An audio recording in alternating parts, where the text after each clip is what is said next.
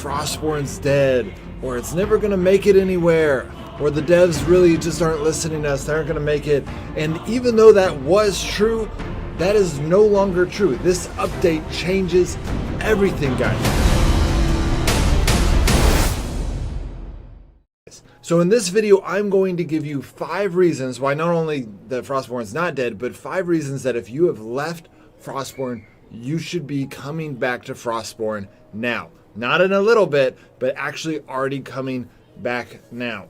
The first 4 of these reasons all have to do with the fact that the devs are listening to us. And on a bigger level, the fact that the devs are listening to the players, in my opinion, is maybe a reason, the biggest reason, in and of itself to come back to Frostborn, because when devs listen to the gamers, it goes a lot better. It makes the game a lot more enjoyable. It creates a lot more momentum for the game because the players know what we like, and the devs need to work with us in order to truly create one of those timeless, amazing games. So on a bigger level, that's it. But I've actually broken those down into 4 reasons, and they're all about the devs listening to us. The first one are the classes. They finally made classes essentially free to play. I mean, you can really only have one class free to play, but you can have any of these classes free to play now. It takes less than 3 months to grind to the max level, and then you can be a maxed character in Frostborn. And that is a very different game than when it first came out. You had to do 3 classes in order to get, if you wanted Thrasher, Assassin, Illusionist, any of those classes, you had to grind for 2, like the maximum amount for 2 classes you didn't want to get the class you did want. And this is a huge change, because now you come into the game, and even if you wanted, Berserk 3 or Ice Mage 3 or Healer 3, any of the easier classes, they were still a lot harder. You still had to grind an extra almost 6,000 points to get some of those first classes that you don't have to grind anymore, because you just can focus on that one class. So that is a huge change. Honestly, that is what makes the game a lot of fun. Having a level 3 class. I realize I don't actually want to be here yet. I want to take you guys somewhere else. Okay, so we're going to go somewhere, but that is mainly the first one, is getting a level 3 class is what makes Frostborn a lot of fun. You can compete at the highest level, even if they've got a bear or whatever, any of those things. If you got a level 3 class, you can compete at the highest level. And so Frostborn is now more free-to-play, more PvP-oriented, more free-to-play friendly for PvP-oriented people than it has ever been, like by a lot. And so that is the first reason why people should come back to Frostborn now, is because the devs listen to us. We've been asking for that for a very long time, and they clearly were kind of resistant to it, but they did it. They did the changes, and I think it's going to make this game start growing again, because people are saying, hey, these goals that I have in the game are actually attainable. I'm not going to hit a paywall. I'm going to be able to actually do it, which is amazing. If you want to have all the classes unlocked, like like this account, you have to, spend some money. But if you just want one amazing class that you're really good at, then they're all split up for you and you can go for just that class. So that's the number 1 reason. The second reason why I think people should come back to Frostborn, if you've moved on or if you're thinking about playing and you want to play, the second reason I think you should come back is because now it looks like PvP is going to be available all the time. So not only is PvP just more, it's friendlier to free-to-play players, but now it's easier to find PvP. The Frostborn kind of almost killed the game with their algorithms defined in zones, but people, the devs were wrestling with, well, I don't want, we want people to be able to farm for resources, on their own and not always get ganked by someone who's got good gear. And that makes sense. That's good for those players. And so they ended up making them non-PvP zones, which I want to talk a little bit more about the brilliance of that. But what they did is they made one zone, Freyas Land, which now has all the PvP. All the PvP is locked into this one zone, so that if you're looking for PvP, you know where to go. And I'm almost positive, this is still the open beta test, but I'm almost positive they also were listening to us. Based on the rest of this update, I'm almost positive they listened to us, that it was frustrating that the algorithms, that 20 people could be looking for PvP and we couldn't find each other, and we'd find bots. And I have a feeling now that when you go into Freyas Land, you're going to end up matching with those people. If you're skeptical, then go ahead and wait until the update comes out, and we're going to check all the algorithms. But I am like 95% sure that they, and if they aren't, the fact that they listen to us so much, we're just going to say, hey, awesome that you put all the PvP in the same zone, but you had kept the old algorithms, which I really don't think they did. But if they did, we'd be like, hey, you kept the old algorithms, you got to change that. And I mean, they're listening to us, and that is the beauty of having devs that listen to their players.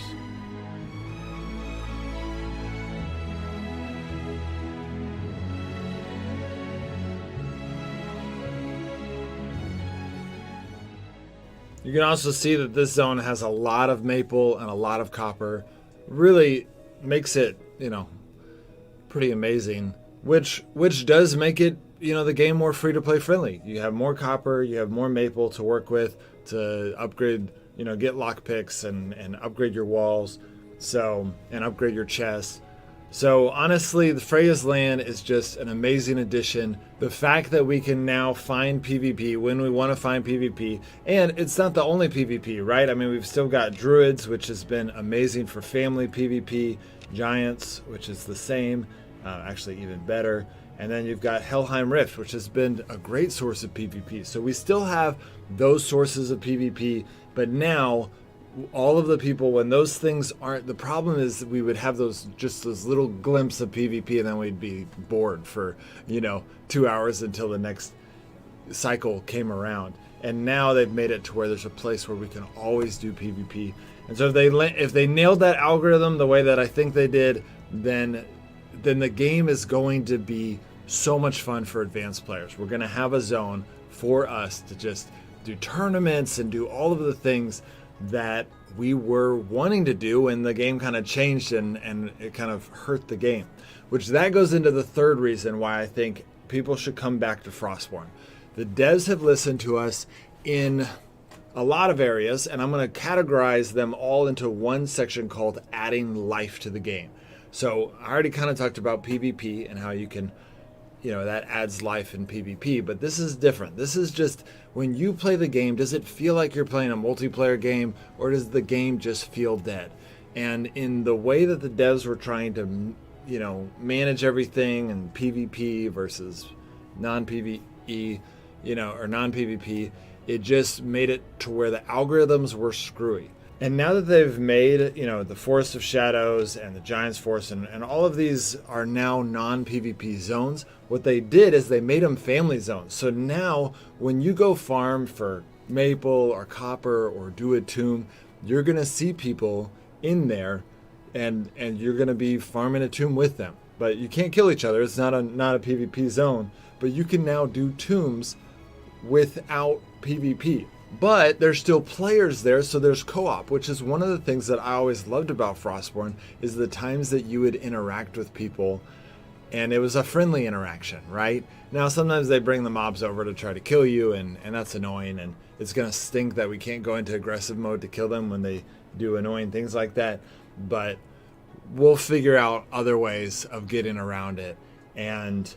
But the point is that adds a lot of life to the game, right? When you're playing the game and you're grinding for those items and now there's going to be people around you, that's going to just make the game have a better feel. But that's not the only thing they changed. The fact that we can meet with people so much better, and it seems like, even already in the open beta, I've connected with a lot more people. You can see I was connecting with real people in the open beta. There's not a lot of open beta players, and I connected with real people just then. I've connected with real people in the open beta and the Forest of Shadows. That also means that they fixed trading, because if they made it to where it's easy to meet people in a non-PvP zone and and find them, but no one can kill each other, well, now you have an opportunity where you can do a lot of trades. So let's go over here. So we don't even need. Okay, so here's a chest. Looks like someone might have already looted it. Yeah, so this is a chest where bots don't loot things. Bots don't loot chests. So this means that there is a real player in here. That means they changed the algorithms so that we're meeting real players a lot more often. And that's amazing. That means that I can go in with people and trade with them now. And that was something we loved about the game. That's what you guys love about the game. And so instead of having to spend forever trying to match with a friend in a zone to trade some items, it's going to be a lot easier to find people that you know and trade those items with them. So that is, again, another thing that the devs were listening to us. That is something we asked for a lot. We like trading in the game. We like being able to trade with each other. And so they made that change. But that's not it. There's even more stuff. So they reintroduced raiding in the game because the truce lost a lot of life in the game. I know some of you guys like the truce. The new raid system is now a 4-day shield. You do a raid and you get 4 days off, which is, in my opinion, way better than the 2 days. But in addition to that, the devs added orbs. The thing that has been pay to win from the beginning of the game are now free to play at Odin's, which personally I think is a really good marketing strategy because you're going to go to Odin's, you're going to get that orb, and you're like, yes. And some free to play players are going to be smart and they're going to save it up so they can go on vacation or something and say, okay, I got the 4 days and I'm going to use these orbs to keep it going so I can do my vacation. But then if they don't get enough orbs, I have a feeling that some of those free to play players are going to be like, well, okay, you know what? I'll spend a little bit of money on an orb just because, the devs have already given me so much and I really don't want to raid right now. And so I like that. I think it's going to whet their appetite for the beauty of the orb. I use orbs now, at least not on my free-to-play accounts, obviously, but on my on any of my other accounts, I use orbs when life's busy. And so it's actually really nice to have orbs. Some of you who have been free-to-play players for so long, you're like, I don't even know what it'd be like to use an orb. It's really nice. And so getting that extra day, my team isn't on right now, let's just postpone it for a day. It's going to be really nice. So they made raiding alive, so that helps the people who want to raid. There's going to be that diversity of people that are raiding. But they also made it a lot more sustainable. Having the 4 days, being able to get free-to-play orbs. This is just, again, really amazing changes that they were listening to us for. Another change that this actually, I don't know if this was them listening to us. I don't think it was. I think this is their own idea. But they added some elixirs that last an hour long. And so this isn't one of the reasons to come back, but I just want to tell you guys about it because it's amazing. This also kind of balances the game. A lot of you don't know that they already did a significant balance change to the game. Some of the classes that you think aren't good are actually good. Some of the classes that you thought were great or OP or have been nerfed a little bit. You guys got to check out my video on the new best classes. But this potion also balances out a little bit because it makes warriors have the chance to really stick on their ranged opponents in a way that they hadn't in the past. But part of the reason I'm even mentioning those buffs is they added another buff that is, I think, amazing. Wait, did they add music? I wish the music was a little bit louder. But it's good. Okay, so one of the things, I'm going to put this back down. One of the things that they added, and this, so we're talking about bringing life to the game, right? We're still on that third reason to come back. I think the devs realized life in the game is what brings forth, health in the game and the momentum in the game. And so not only did I already mention the changes about raid and the changes about PvP and the changes about non-PvP zones so that you will see people when you play Frostborn. You will be able to interact with them. You won't feel like the game is dead because you'll realize, there's lots of people playing this game with me. And you will get that feel of a true multiplayer game that we've been wanting. But also, if you sit down, there's a friend. If you sit down in this district like this guy's doing right now, we'll get this Odin's Might, which gives you 15% extra damage to Odin's, which Odin's is the best way to get all of the best stuff. And that is the free-to-play way to get all of the best stuff. So this is not only a good buff for free-to-play players to be able to truly play the game. It doesn't help pay-to-win players at all, but it does cause you to kind of sit around people and feel the activeness of the game, which is just it's a really cool feel. No one can kill you here. You're just getting to interact with people. And then you got an hour that you can go play, and then you can come back and get that buff again. Okay, so that was kind of a long one. The fourth reason that you should come back to Frostborn now is because I think that you will want to be in the practice of Frostborn. You want to have your class the way you want it. You want to be feeling the life of the game now that they've kind of fixed a lot of the things that we were asking them to fix. Before, in the next update, they're going to be adding Jotunheim.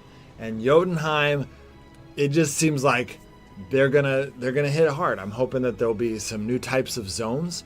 Even the fact that they even have so many types of zones is something I love about Frostborn. And the fact that they're going to be adding a new area with new types of zones is going to make the game even more dynamic.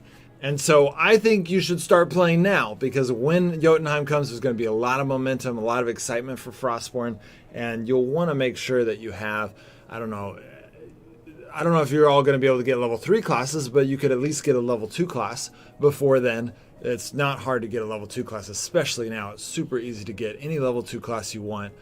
It doesn't take that hard to grind for it. It's not that hard to grind for it. And the level 2 class can beat a level 3 class if you're skilled.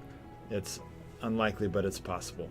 So I am really excited about Jotunheim. I think that the devs have big plans. They have other things too that we're excited about, like they've been teasing the shipping routes. But, when we do that, I'm not exactly sure. But I do know that there is some exciting things coming. And the fact that the devs have been listening to us, the fact that the devs have been listening to the players is what is going to make Frostborn such an amazing game. Okay, so now the last reason why I suggest coming back to Frostborn, or coming to Frostborn and playing it is actually not because of the devs. It actually just has to do with Frostborn is the best top-down survival game, multiplayer survival game in the mobile market. And I think the PC market too. And I think all game market. I don't think that there is anything that is a top-down survival game like this that competes it. Last Day on Earth's multiplayer is a joke compared to Frostborn. I mean, it's great. I'm happy for you guys. Siberica doesn't have it yet. Grimsoul's multiplayer is not good. Now, DOZ has been teasing some multiplayer, and I'm really curious because DOZ is not made by Kafir, and so I'm curious if the devs are often free-to-play friendly, but at the same time, it's not out yet, so I don't know what it's going to look like when it comes out. Are they going to be able to compete with Frostborn?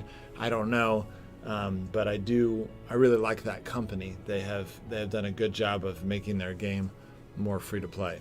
So this is kind of the weakest reason, right? Because, just saying something's the best doesn't mean, it can still be bad if everything else is even worse, and it can still be the best and bad.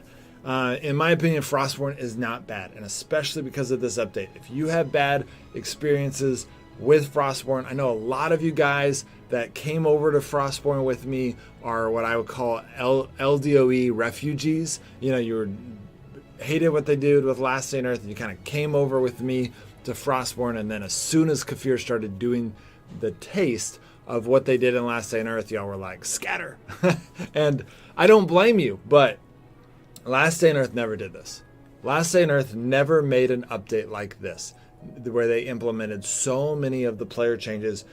Never in the history of Last Day on Earth, as long as I've covered them, as long as I've been with them, they've never covered this, and they've never made this many free-to-play friendly changes, but also just what the players have been asking for. It has never happened. So this is unprecedented for Kafir. I think that is a sign. The fact that they changed classes is a really big one for me. That was one of my biggest pet peeves about Frostborn. I think, and the fact that they fixed trading and PvP, I mean, these are all the big ones that we've been asking for. The only thing I think could be left is districts, which honestly is not that big of a deal because districts don't really affect playing the game as much. So I actually don't mind, districts being more pay to win. And then horses are extremely pay to win, but they also in this update made them a lot better because now a wolf is easier to get. It's easier to get the stats, and depending on your class, you can get a wolf with all the perfect skills, and it can be almost as good as a bear. So they really close that gap, which is helpful for, again, for PvP and free-to-play players. The fact that now free-to-play players have an option to get a wolf and max it out, and in some classes be just as good as they could have with a bear. That's pretty amazing. So those are the 5 reasons. They made classes free-to-play. They added PvP. They made it available 24/7. You can always find PvP now. They changed the algorithms to where you don't have to like search forever. They made zones full of life now, and they made raiding full of life, and they made Newheim full of life. They changed the whole game. They're going to add Jotunheim, which if they use the principles of this update and say, yeah, you know what, this is what our players want, and they do Jotunheim in a similar fashion as they've made the rest of the game, it's going to be amazing. We're going to love the update. And then the last one is, it's the best game of its type out there. Nothing comes close to competing with Frostborn right now. All right, guys, I'll see you next time.